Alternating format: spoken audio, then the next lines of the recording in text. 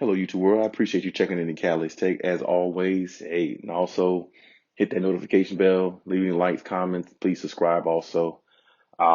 Today's take of the day, I want to talk about the Lakers going against the Clippers in a possible first round matchup. And should we anticipate that first round matchup? And I think we should because when you look at the situation in its entirety, even though nothing's set in stone yet, the Lakers are in the play-in tournament, the Clippers are already in. They're already certified as a lock being in the playoffs. I think we should anticipate that because that's where it seems like the chips are going to fall. That's where it seems like that's the way the dice is going to be rolled. It seems like that's exactly what is going to concur.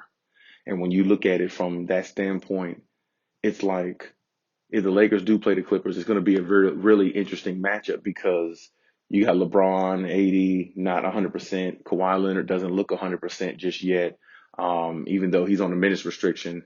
But then you look at the Clippers as a whole, it's like who's going to be in the Clippers 8, 9 man rotation for the playoffs? I mean, the Clippers got so much depth, so much talent.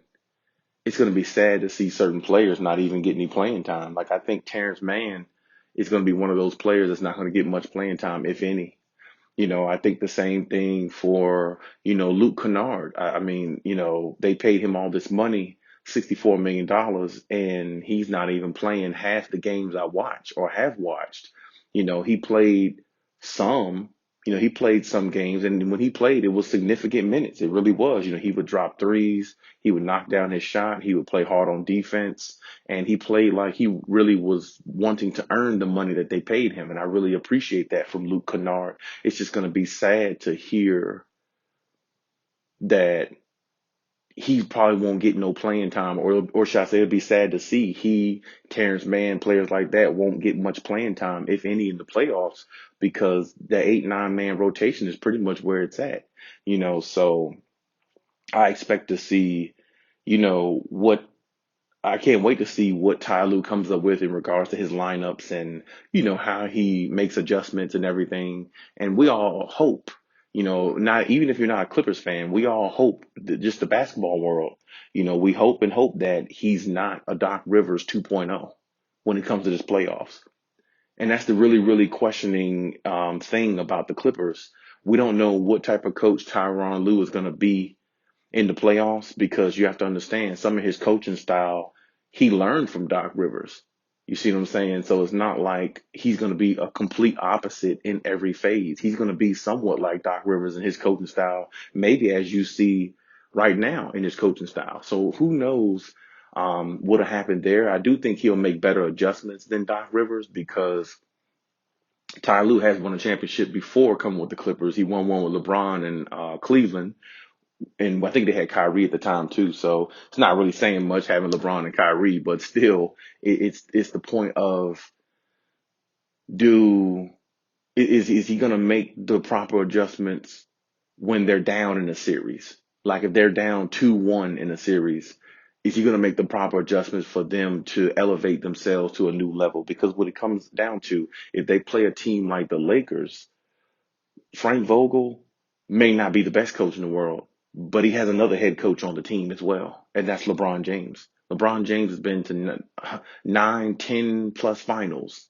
So LeBron James knows exactly what it takes to get there. He knows how to motivate his team in ways that Kawhi and PG can't, and LeBron shows it on the floor. You see what I'm saying? So it's like there's two head coaches on the Lakers. So if the Lakers do play the Clippers, it's going to be really, really tough if LeBron is, healthy and AD is, pretty much healthy because now you got to deal with the X's and O's of Frank Vogel making adjustments along with LeBron giving his input on the adjustments that need to be made as well. And I'm not saying, nobody on the Clippers doesn't have a high IQ because, Kawhi Leonard definitely has a high IQ, and so does Rajon Rondo. So I'm not saying the Clippers can't beat the Lakers in the 7 game series because they definitely can. And in my opinion, if you ask me, they definitely should beat them, especially with all the talent that the Clippers have. But if Tyronn Lue gets out coached, we could be talking about a different story in the future. So I definitely can't wait to see if that matchup happens. It would be great if it did happen in the first round, and I guarantee you it would be anticipatory for a lot of people's standpoint, including mine, because I definitely would anticipate the matchup, and I definitely would be intrigued by it as well. The LeBron versus Kawhi finally happens. I mean, that would be great. But at the same time, it's like, what what what will Tyronn Lue do if they're down 2-1 in a series like that? Because against the Lakers, they could possibly be down 2-1 in that series. And that's what I'm not voting for that to happen because I would like to see, the Clippers, if the Clippers are a redemption team this year, I would like to see them, take it as far as they can. But at the same time, there's going to be series, if not the first round, where they're going to be tested. And when you're tested like that, what will they do? How will they respond? See, I know Kawhi Leonard, how he responds because I've seen him win championships. I've seen Rajon Rondo win championships. But at the same time, just because those two players have the IQ of winning championships, along with Serge Ibaka, I can't leave him out either. It doesn't mean the rest of the team is going to respond in the way they have, or they're going to, because they don't know what it's like to go through the grit and the grind of winning the championship. Only those three players do. So it's like you can tell other players what you know, but you can't make them do it. You see what I'm saying? So, and then some players, maybe like Kawhi, he could show you by example, but he can't teach you what he knows. And that's just what it comes down to. So the fact that the Lakers, everybody on the Lakers roster is a champion, they all know what it's like to go through the grind and make adjustments and come out on top. They all know. So it's like that Lakers and Clippers matchup is even more intriguing when you look at it from that standpoint because you're looking at the game from a different angle than the Clippers if you're the Lakers. The Clippers are trying to get past you and get to the conference finals, someplace they've never ever been. And it's like that's one step in the direction of where they're trying to go to the NBA finals. But at the same time, it's really not going to be an easy road. And I tell you, if the Lakers do play the Clippers in the first round, I do see it going 7 games. Um, and we all know what can happen in a game 7. You know, we saw last year what happened to the Clippers in game 7. So anything is possible.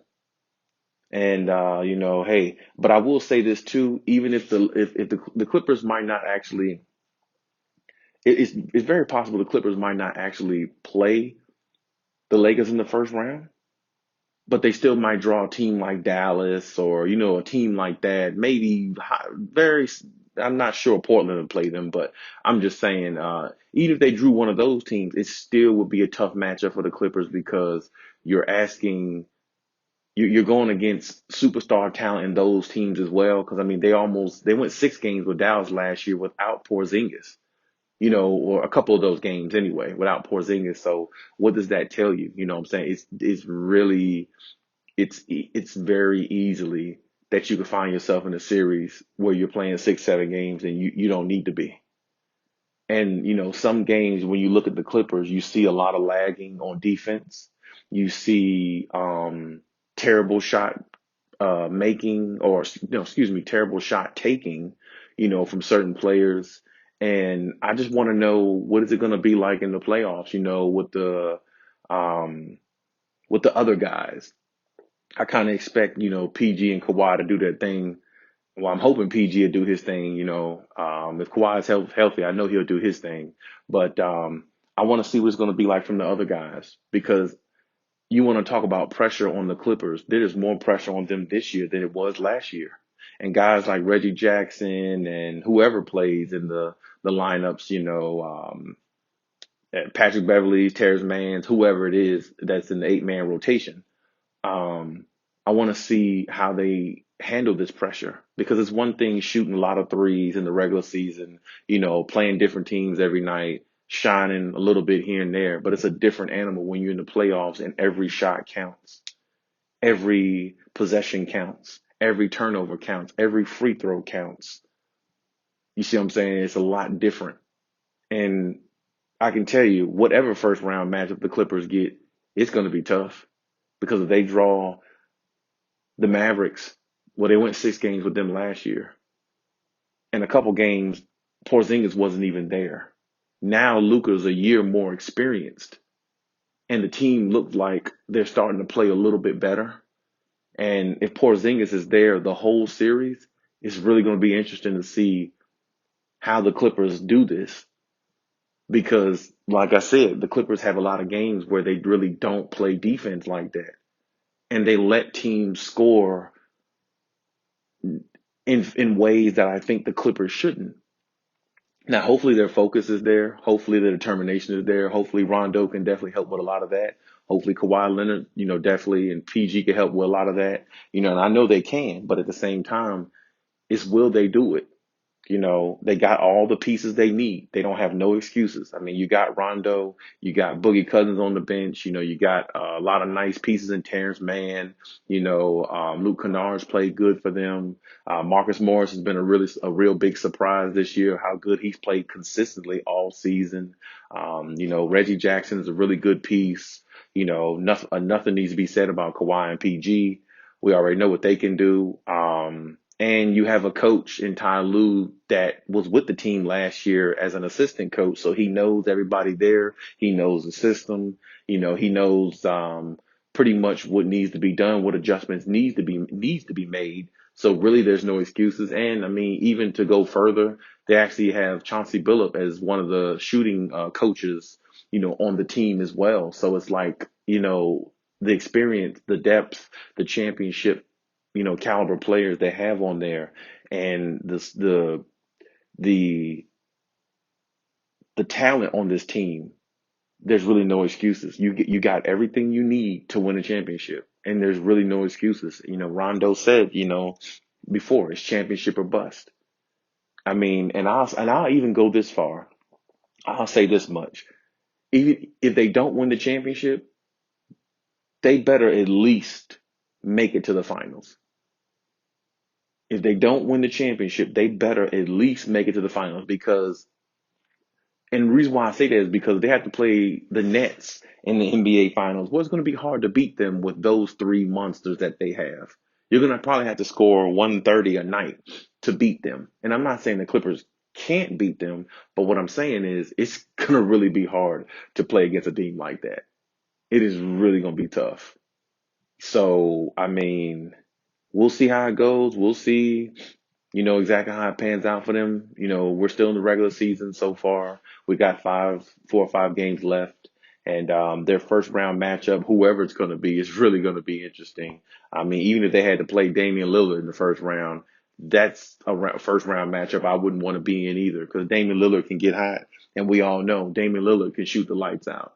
And if Portland is healthy, Portland is a pretty good team too. I mean, you got Jokic, what I'm saying? You got CJ McCollum, really good number 2 player. You got Dame, the superstar player on there. Carmelo is found the fountain of youth himself.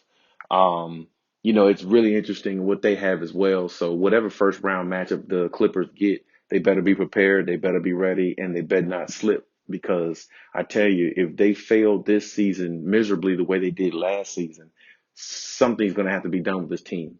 There's going to be probably a lot of changes in the offseason. Um, I just don't know if they'll keep the same team if they implode again. And I just don't know if Kawhi Leonard will stay there. Because, like I said on my other videos, yesterday, the day before, you can check the videos. Kawhi Leonard is all about winning. And that's just what he's about. He's not about anything else. He doesn't really care about anything else. Yeah, he wants to be top 50 player of all time. He said that a long time ago when he was in the Spurs jersey. But to be top 50 player of all time doesn't mean putting up just points. It means hosting up finals MVPs and NBA championships. And, the fact that Kobe Bryant was one of his mentors and one of his favorite people, as we all know, and Kobe Bryant has stated that, he liked Kawhi a lot and saw a lot of himself in Kawhi. I'm pretty sure Kawhi wants to follow in the footsteps of somebody like that. And when we think about the great Kobe Bryant, RIP, he was about winning championships. It wasn't about just winning scoring titles and putting up nice points and doing flashy moves and nice dunks. And see, that's the difference between a player like Kawhi and a player like PG. PG is all about the flash, trying to prove to everybody, oh, I am playoff P. Don't worry about proving to the world that you're playoff P. Just worry about going out there and being your best and playing how you're supposed to and execute the plan at a high level and try to win a championship. That's all Paul George needs to worry about. If Paul George goes out there trying to prove himself, well, he might either shoot himself back into a slump or he might do a little too much to put his team in harm's way of winning a championship and possibly pushing Kawhi Leonard out the door of not wanting to play with him ever again. So playoff P, whatever you want to call yourself, first of all, I think that's trash because no great players ever gave themselves a nickname. All great players were given nicknames. You don't give yourself one. And I think that's the reason why he hasn't lived up to that so far. But, this season is a new season. This playoffs that's about to start is a new playoffs. And hopefully he resurrects that because I think Paul George, I think he's a really good player. And there's nothing really to dislike about Paul George at all. When you listen to him talk, his interviews, he seemed like a good guy, at the same time. But they're putting you as a top 10 player in this league, or a lot of people has anointed you as a top 10 player for a reason. If you're going to be considered that, then you better go out there and show it. It's now or never, and same thing for Kawhi Leonard with the Clippers. It's now or never with the Clippers because if the Clippers don't win this year, I mean, I'm not willing to bet all my money, but I will say I just don't know if Kawhi Leonard will feel free or feel comfortable enough to return to a team that he just doesn't see turning that corner of getting to the next level. So, call it what you want, but this is where we are. This is where the Clippers are. Clippers are in really good position right now. Um, but like I said, whoever they face in the first round, Lakers, that'll be tough, of course. Dallas, that'll be tough just because of what their history of last year in the playoffs and Porzingis not being there.